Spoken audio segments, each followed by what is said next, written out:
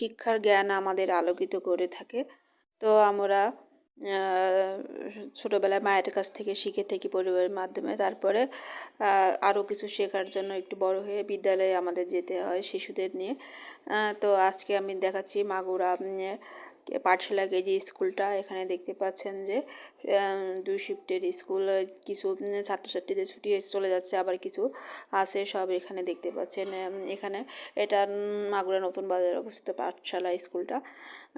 তো এখানে দেখতে পাচ্ছেন সব ইউনিফর্ম পরে বাচ্চারা লাইনে কিছু দাঁড়িয়েছে, কিছু খেলাধুলা করছে। এবং স্কুলটার বিল্ডিংটাও সাজানো গোছানো অনেক সুন্দর।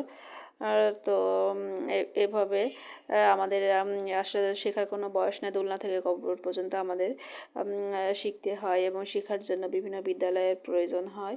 তো শিশুদের আজকে শিশুর আগামী দিনের ভবিষ্যৎ, সেই জন্য শিশুদের পাঠদানটাও ভালো করে শেখানো হচ্ছে, এবং পাঠদানের পাশাপাশি অন্যান্য সাংস্কৃতিক বিষয়ে অন্যান্য বিষয়